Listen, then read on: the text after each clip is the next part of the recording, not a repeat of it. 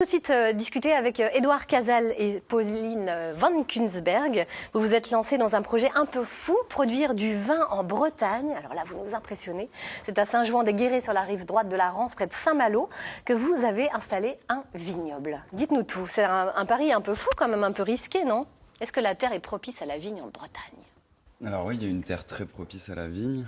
Donc on a même fait intervenir des spécialistes qui viennent de régions viticoles plus classiques en France et qui confirment les qualités vinifères de cette terre. Alors pourquoi il n'y en a pas eu plus de vignobles? C'est ça qui est étonnant en fait. Il y en a eu historiquement. Il y en a eu un peu? Oui, donc c'est plus une histoire de déréglementation qui fait que maintenant c'est possible de monter un vignoble professionnel. Alors du coup, quelles sont les qualités de la Bretagne pour accueillir du vin? C'est quoi? C'est un ensoleillement finalement? Donc, malgré la réputation de la Bretagne, dans le Val de Rance, il y a en effet un ensoleillement qui est suffisant pour faire mûrir du raisin. Il y a des températures aussi qui sont adaptées à cette culture. Et au niveau du sol, on est sur un sol avec une histoire géologique très importante, donc qui pourra typer le vin et lui donner de la minéralité, qui lui fera son terroir. Et puis un sol très peu fertile, ce qui est rare par contre en Bretagne. On a des terres très fertiles qui sont pas adaptées du coup à la vigne, mais sur les coteaux du Val de Rance, c'est adapté. Vous parliez de température. Il faut une température idéale de combien? Parce que je crois que pour la maturation des cépages, on est aux alentours de 15 degrés.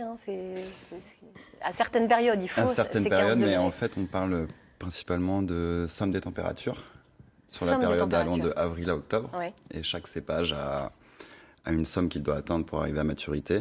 Et sur les cépages précoces, ils correspondent à la somme des degrés qu'il y a dans le Val de Rance. On a justement fait une étude climatique avec l'Université de Rennes 2. Donc c'est du sérieux, vous vous appuyez sur des choses tout à fait, des études scientifiques. Oui. Donc vous n'êtes pas implanté là par hasard, d'autant plus que sur le site que vous avez choisi, il y a déjà eu une vigne par le passé, c'est ça? Oui. Expliquez-nous ça, racontez-nous cette fabuleuse histoire. Alors la parcelle s'appelle les Longues Vignes. Il y a toujours une vigne sauvage dans la haie qui borde la Rance. Et donc il y a des recherches par des historiens qui ont été faites. Donc pendant un millénaire, il y a dû y avoir de la vigne. Et l'histoire, l'apparition de Colbert qui a dit qu'il fallait mettre des pommiers dans la Rance. Une maladie, le phylloxéra, a fait disparaître les vignobles bretons. Et donc une déréglementation qui a eu lieu en 2016 permet de réhabiliter ces vignobles. Et donc de redécouvrir des boissons qui étaient bues maintenant il y a 400 ans. Bon, alors du coup, c'est vrai que la Bretagne compte pas mal de vignerons amateurs, mais vous, alors vous allez être le premier vigneron breton professionnel finalement, grâce à une loi qui est passée. Expliquez-nous ça, racontez-nous un peu. Et donc en fait, la France interdisait aux départements qui n'étaient pas classés viticoles d'implanter de la vigne, et le nombre de plantations était contingenté. Et l'Union européenne, depuis les années 2000, disait vous n'avez pas le droit. C'est du protectionnisme. Et l'Union européenne a eu gain de cause en 2015. Donc c'est depuis le 1er janvier 2016, il est possible de planter de la vigne partout en France. Et nous, on a eu les droits de plantation donc l'année dernière, en 2017. Donc on a 3 ans pour planter les cépages qu'on a sélectionnés et ils vont être plantés en avril prochain. Alors ça, c'est un magnifique projet que vous portez tous les deux avec beaucoup de passion et beaucoup d'émotion, on le sent. Quel cépage vous avez sélectionné et comment s'est fait ce choix? Alors, il y a 3 cépages. Il y a le Gros Lot, qui est un cépage de l'Anjou, et puis le Chardonnay et le Pinot Noir, parce que ce sont des cépages précoces, donc qui arrivent à maturité assez tôt. Et vu les conditions climatiques, ce sont des cépages qui sont adaptés à ce lieu-là. D'accord. Alors, on va pouvoir boire quel vin, pouvoir déguster quel vin? Ce sera du bio? Ça sera du vin pas bio. Trop de doute. Oui. Et ce sera quoi? Du blanc, du rouge? Dans un premier temps, ça sera des effervescents. Des effervescents. Qui seront blancs ou rosés. Pourquoi? C'est parce que pour produire des effervescents, on a besoin d'une maturité moins aboutie. Et on est sûr d'atteindre cette maturité au jour d'aujourd'hui, même sur une plante qui est jeune. Et après, sur sélection parcellaire, et quand la vigne aura un peu plus d'âge, qui sera plus mature elle-même, on va voir pour faire des vins blancs et des vins rouges. D'accord. Alors, à quand les premières bouteilles, normalement? Parce que c'est ce qu'on attend maintenant. Alors, l'objectif, c'est de produire le premier vin sur le millésime 2021.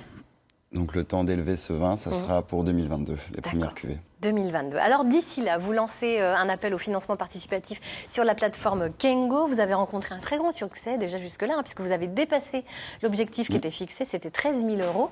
Ça dit, vous continuez à faire appel à la générosité. Pourquoi ? Alors parce qu'on avait fait un plan pour le financement en plusieurs étapes. Donc en fait, la première étape qui correspondait à 13 000 €, c'était seulement la plantation de la vigne, même une partie de la plantation de la vigne. Et on s'est mis 2 objectifs suivants. Donc au début, avoir de l'outillage pour la vigne. Essentiel. Et ensuite l'outillage pour le vin. Bon, alors on lance un appel aux Bretons et aux Bretonnes. Ils peuvent participer à votre projet sur la plateforme kengo.bzh. Qu'est-ce qu'on aura en échange ? On aura une petite compensation ? Quelque chose ? Alors il y a des formations oui. à la viticulture et à l'œnologie. C'est formidable ça. Il y a aussi des bouteilles achetées en avance. La possibilité de mettre des pieds de vigne au nom du donateur.